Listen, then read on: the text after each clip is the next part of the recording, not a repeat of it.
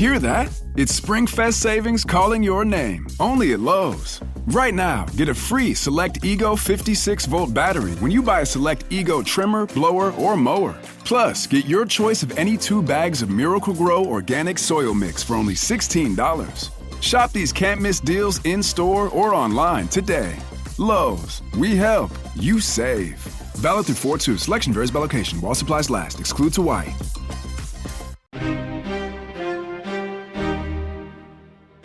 And so the king, whom God had raised up to be the Lord of all Spain, pressed forward against the Moors with the aid of the Cid, and he took from them city after city until he had, at last, entered the greatest of them all, Toledo. From the Historia Roderici.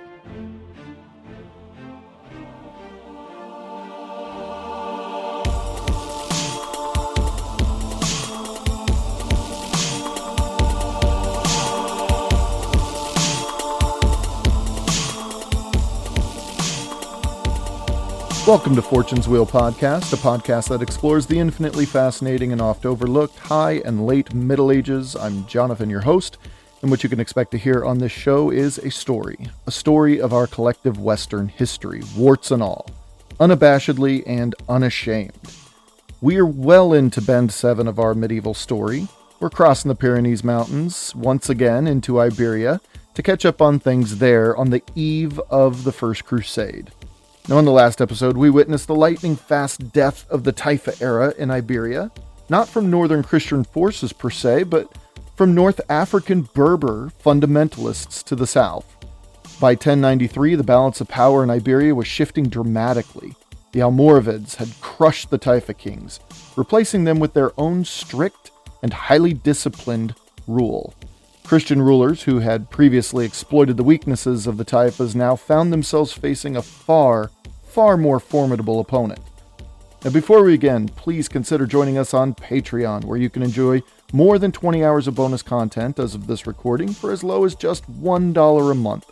We have full series covering stories such as Poland's rise throughout the 11th century and our current ongoing series covering the legendary Alexius Komnenos. Join our growing community and help this show bring our shared story to life. Now, this is episode 156, entitled The Beginning of the Reconquista. Thank you for your support, thank you for listening, and I hope you enjoy the show.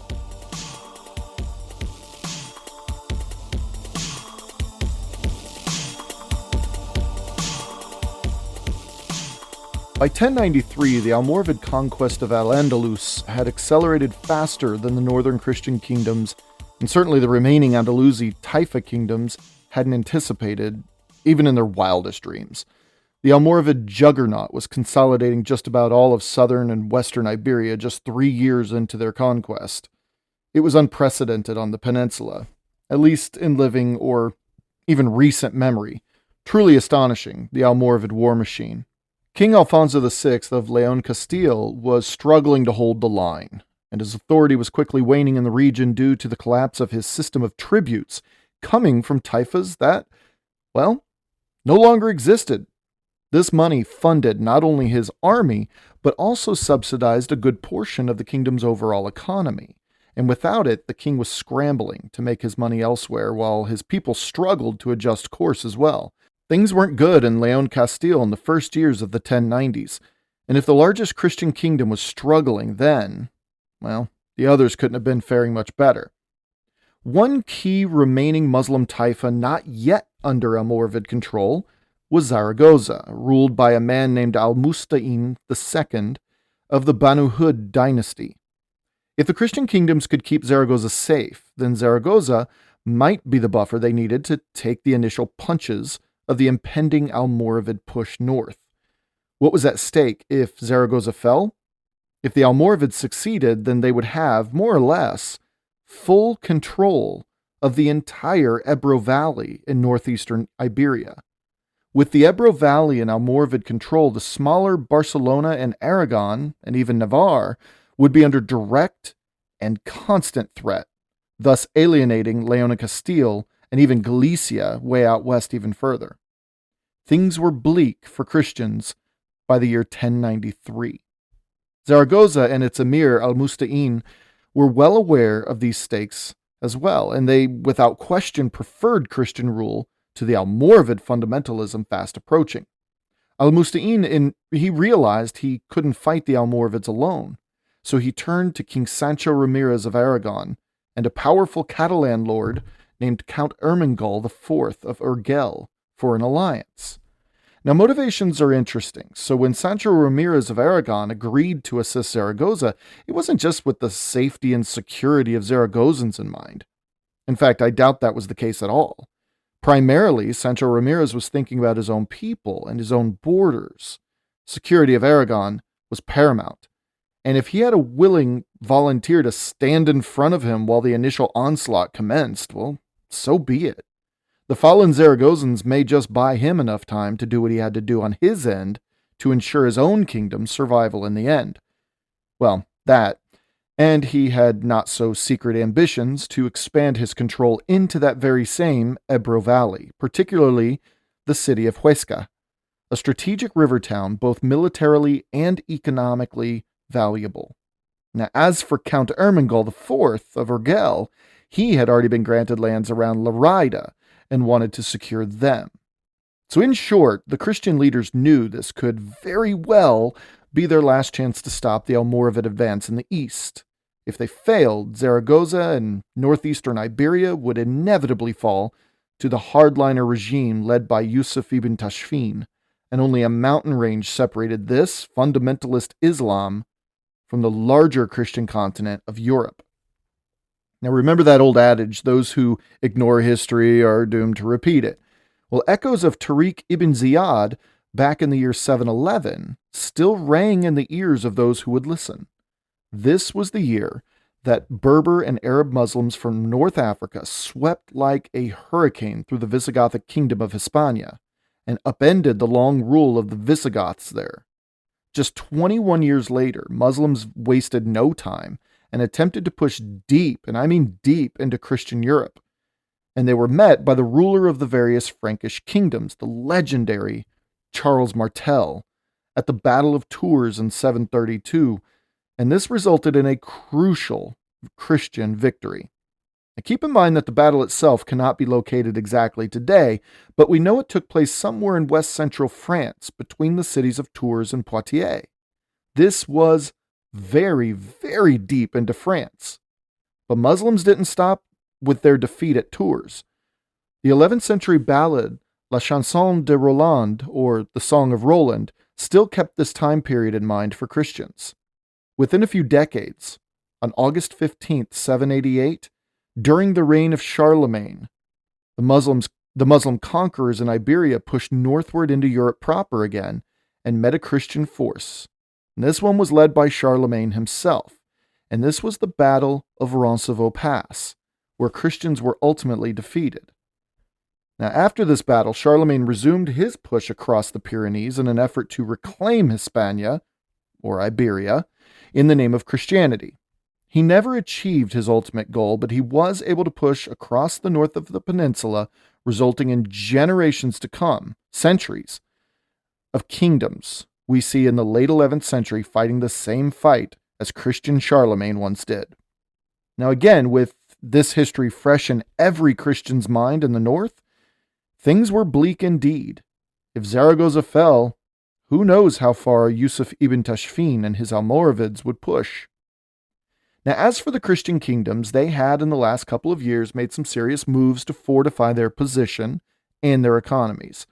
There were the smaller states of Galicia and Valencia, and these all served some role in the preparations of the upcoming clash. And of course, there were the larger states of Leon-Castile and Aragon, who would take the lead.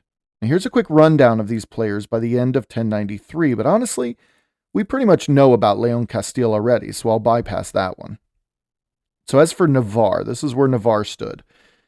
The kingdom of Navarre, located there in the Christian north, was a weakened state by 1093, having suffered after the breakup of Sancho III's empire decades earlier, and it had since been overshadowed by its more powerful neighbors of Aragon and, of course, Castile.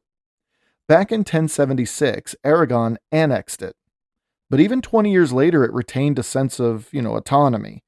However, while King Sancho IV of Navarre occasionally supported Aragonese campaigns, Navarre decided to sit this one out for some reason. They sent some troops, but they would be equivalent to a non-entity in what's to come. So switching over to the Kingdom of Galicia. Now, Galicia, for its part, was still in the middle of a bit of a transition period. See, in 1091, King Alfonso VI of Leon-Castile had granted Raymond of Burgundy. He granted him rule over Galicia. This was one of those desperate attempts to remedy his ailing image and to make some inroads with those powerful polities to the east. Galicia was a strategic northwestern region bordering both Christian Leon and Muslim-controlled Portugal. And it served as an important recruitment center for knights and warriors, many of whom later fought in Alfonso's campaigns against the Almoravids. The contemporary chronicle, Chronica Adifansi Imperatoris, telling the story of King Alfonso VI, says this, quote, "The land of Galicia, rich in warriors, sent forth its sons to the service of the king to fight against the enemies of Christ." End quote. That's a key phrase in the lore of the term crusading, by the way, just hold on to that one. The enemies of Christ. Hold on to that phrase. Now let's jump to the other side of Iberia for our next one. This one is Valencia. Now, Valencia was a city caught between two worlds in the 1090s. While most recently a Muslim taifa, the legendary El Cid, Rodrigo Diaz, well, he had seized Valencia in 1094 and established himself a ruler. However, with everything happening all over the peninsula, El Cid's grasp on power was hardly secure.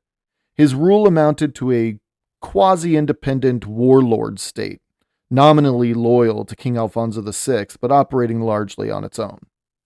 Valencia was a multi-religious, multi-ethnic city with a mix of Muslim, Christian, and Jewish inhabitants, making governance quite complex. The Almoravids wanted it back, seeing it as a strategic prize, especially if it meant capturing, killing, or at least kicking out that living legend currently ruling it. Valencia's situation ties directly into the episode's broader themes. That is, Rodrigo Diaz, El Cid, styled himself Prince of Valencia and ruled with a healthy mixture of local Christians and Muslims in his court and backing him. Though retaining many Muslim administrators, keeping the city humming right along, he garrisoned its defenses with Christians, which was a smart move, to be honest, as the principal enemy at the gates was a fanatical Muslim army. This reflected a new kind of rulership in Iberia, neither taifa nor a Christian kingdom, but a hybrid warlord state. Now, switching to Barcelona. The county of Barcelona in 1094 was ruled by Count Berengar Ramon II, and he was juggling two major things at the moment. The first was a dynastic dispute with his nephew. The second was that he was actively waging conquest against Muslim-held Tarragona and Tortosa. Now, the internal stability was proving to be quite distracting, and Barcelona couldn't really juggle anymore, so the support to the overall resistance to the Almoravids was scant at best. And we've come to Aragon now. Now we've come to one of the two chief kingdoms who would take a firm stand against approaching Almoravids. Again, the Kingdom of Aragon. King Sancho Ramirez was an old hand at this kinging thing. While the Almoravids swept across Iberia, he read the writing on the wall pretty quickly. He embarked on an ambitious plan to secure his domains and to create a buffer zone. Now, phase one of this strategy we'll call the Marcher Lord strategy. Involved building and reinforcing castles and towers along the southern frontier, or marches, creating a defensive buffer against raiding parties. The contemporary document, Cartulario de San Juan de la Peña, written in 1094, says the following of Aragon's efforts, quote, "The king, knowing the land to be in peril, the king raised mighty towers, stronger than the weapons of the heathens. In these the faithful found refuge." End quote. Now, phase two involved actively encouraging Christian settlers from inside the kingdom and even from across the Pyrenees in Aquitaine. By repopulating the now secured frontier lands, specifically in and around cities like Huesca and Barbastra, well, this could only have a net positive for the Christian north. And then phase 3 involves seeking alliances with Muslim dissidents, be they former or even current Taifa rulers who feared the Almoravids more than they feared the Christians. That was phase 3. Now, giving King Sancho Ramirez credit to his age and wisdom, the castle-building efforts weren't in vain. The man knew what he was doing, and these castles and towers effectively slowed the Almoravid advance, buying his kingdom some more time. This network of castles and towers were placed strategically along the Ebro River Valley and in the Pyrenean foothills, ensuring that Almoravid forces would have to fight uphill against well-fortified positions. Some of the most important fortresses expanded or built during this period included Loire, Alcazar, and Monte Aragon. Now, from these fortresses, Aragonese and Catalan forces engaged in pestering, hit-and-raid runs targeting Almoravid supply lines and attempting to weaken their hold on key strongholds and key roads. I can say to my new Samsung Galaxy S25 Ultra, hey, find a keto-friendly restaurant nearby and text it to Beth and Steve. And it does, without me lifting a finger, so I can get in more squats anywhere I can. 1, 2, 3. Will that be cash or credit? Credit. 4. Galaxy S25 Ultra, the AI companion that does the heavy lifting so you can do you. Get yours at Samsung.com. Compatible with select apps. Requires Google Gemini account. Results may vary based on input. Check responses for accuracy. This episode is brought to you by Walmart. New beauty is in bloom at Walmart, and it's all about springtime radiance. From Drybar, Tula Skincare, and hundreds more available online, Walmart has the premium brands you want and this season's on-trend products for flawless, glossy hair and hydrated skin. Big name beauty brands? Check. The things you love? Check. Find trending spring beauty and all you need to look and feel gorgeous at Walmart, on app and online. So that was our setup. Now let's get right into it here. Late in 1093, the Western Almoravid forces were looking to push through even more Western territory and bring it to heel. They wanted the last remaining major independent taifa in the region, Badajoz. Now Granada fell without a single swing of a sword back in 1090. Seville took some effort and didn't go quietly, but it too fell in 1091. And Cordoba itself fell by 1092 after a lengthy siege. Badajoz, Valencia, and Zaragoza were all that remained of the larger Taifa powers. Badajoz was independent. Valencia had a pro-Almoravid leader currently holding out against the onslaught of El Cid's forces. Remember, it would be one more year before El Cid took that one. And Zaragoza in 1093 was pretty much in Leon-Castile's back pocket. But oh, Badajoz, that would be a pretty prize if Yusuf ibn Tashfin could conquer that one. But Badajoz wouldn't go easily. That was a tough one to take. It was ruled by Umar al-Mutawakil, and he was no slouch. Quickly realizing that the crosshairs were on his kingdom, he pleaded with King Alfonso VI to send reinforcements. However, Alfonso II was having a bit of a freak out and was quickly fortifying his own positions and appealing to outside help. Alfonso was completely preoccupied, and even if he wasn't, he was in no position to render aid to Badajoz. Toledo was his jewel and his frontline city, and Toledo must be kept at all cost. Though previously giving aid in 1079 to protect Badajoz, he just couldn't this time.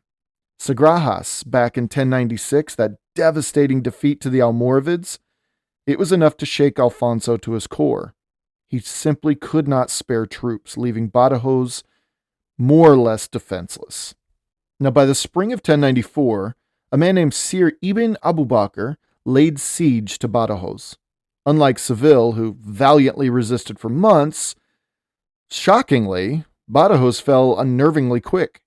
The city's defenses were already weak, and without any outside support, the Taifa's army collapsed under the weight of it all. Umar al-Mutawakil tried to flee, but he was captured. And at this we see the devastating nature of the Almoravids. When Badajoz fell, the conquerors showed no mercy. Umar al-Mutawakil and his entire family were massacred on the orders of Sir Ibn Abu Bakr. And with this, the Badajoz ruling dynasty, the Aftacid dynasty was wiped out completely, and Badajoz was fully under Almoravid control. Badajoz had been an important buffer in western Iberia, a crucial buffer for Leon-Castile. The Almoravids now controlled nearly all of southern and western Iberia, further isolating Toledo and putting pressure on Lisbon and Santarem. Something we won't touch on quite yet, the fall of Badajoz not only weakened Leon-Castile's position, but it also set the stage for Almoravid advancement into Portugal, which would be a long and brutal task in and of itself. Now, as for the eastern forces, they were testing all the various fronts of those states in an effort to see where the weak points were. Aragon, Valencia, Zaragoza, they'd all steeled themselves, but in between them, the Almoravids were able to penetrate dangerously close to the Pyrenean foothills. Almost exactly midway between the cities of Barcelona and Zaragoza lay the tiny town of Almenar. It would be here in picturesque Almenar in July of 1094 that the first major engagement between Almoravids and the north would kick off. And just a quick side note, remember from many episodes ago that it was just a month earlier, in June 1094, that El Cid finally broke into and captured Valencia. So the Almoravids are a bit more motivated at this point to weaken the rising tide of their northern opposition by July. Now, Yusuf ibn Tashfin entrusted a large contingent to a man named Mohammed ibn al-Hajj. This contingent was largely well-armored, well-disciplined, and certainly battle-hardened.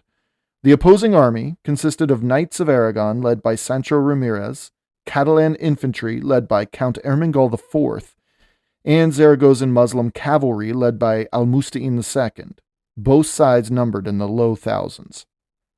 No time was wasted. The battle commenced almost as soon as these forces saw each other. The Almoravids launched a devastating cavalry charge, intending to break the Christian line early. Though effective, the Christian Aragonese and Catalan soldiers' will didn't break. Sancho Ramirez held the center with his heavily armored knights. Ermengol IV led a retaliatory flanking maneuver, striking out the Almoravid supply lines, and Al-Musta'in II's troops struggled against the Almoravids, cavalry versus cavalry, who simply had more battle experience. Now that said, the Zaragozans held out long enough for the Christian forces to turn the tide. That was crucial. Pushing back as hard as possible, Christians were able to surround and soundly defeat the Almoravid War Machine at Almenar. What's more is that the Almoravid commander, Muhammad ibn al-Hajj, was captured. It was a small victory, but it was everything to the Christian and Muslim north, who still held firm against the North African flood. Zaragoza remained independent after Almenar, and Christian leaders celebrated the victory as a major turning point. Sancho Ramirez, for his part, fresh off his impressive win, prepared to move against the city of Huesca, which had recently fallen. With very few exceptions, the Almoravids decided to pull back and regroup. That said, small skirmishes still occurred, of course, most importantly one near Lerida, just weeks after Almenar, in which, and this is another big hit, at Lerida, Count Ermengol IV was actually killed. Almenar was a stunning defeat to the Almoravids, but they were hardly finished. If anything, it served to shake them awake a bit, as so much of the conquest thus far had been a veritable walk in the park. The deeper north and east they pushed, they realized at Almenar, the Christians and their Muslim allies would become stronger and more formidable. Now let's just switch perspectives here, as I've saved this particular perspective until the end of this episode on purpose. Now, King Alfonso VI of Leon-Castile was king of the largest, most powerful, most influential, and wealthiest of all northern Christian Iberian kingdoms. We know this. And it was he who everyone looked to for guidance, whether they admitted it or not. Lest we forget the context, I urge you all to go back and give a listen to episodes 66 through 71. It was a while back. Because the chemistry between King Alfonso and Rodrigo Diaz, El Cid, still applies. Regardless of their past tensions and friendships and all that, Valencia and Leon-Castile needed each other now more than ever. So, after the fall of Badajoz, Alfonso was to rally his forces and seek to stabilize his position in the south. While he did not manage to immediately recover Badajoz, he launched a series of smaller raids against the Almoravids in a bid to, prevent further territorial losses, just kind of weaken the frontiers a bit. And when news of the victory at Almonar reached him, it was Alfonso's voice that crossed the Pyrenees and boosted support for a rallying Christian battle cry. The broader support he sought, actually, at long last, it actually came, but not in the way you'd think. More on that in a minute. At this point, say autumn of 1094, thereabouts, he increased his raids across his southern borderlands and harassed the Almoravids in the most random places at the most random times, which unnerved the seemingly stone-faced warriors from North Africa. These raids were small, but quite successful, and he leveraged these smaller victories as an opportunity to engage more deeply with European powers. Hey, it's all about messaging when seeking outside aid and manpower against an encroaching enemy, right? Now, in the wake of these events, Alfonso, as I said, pushed his correspondence, and his correspondence game was hard right now. Before I continue, I want to stress one key point, though, which will undoubtedly shed some light on the beginnings of what we call the Reconquista. Cluny Abbey in southern France was a powerhouse, and they were churning out Cluniac reformists across Christendom in the latter half of the 11th century. In fact, the major reformers of Pope Leo IX, Pope Gregory VII, and now at this time, Pope Urban II, all spent time at Cluny in their younger years.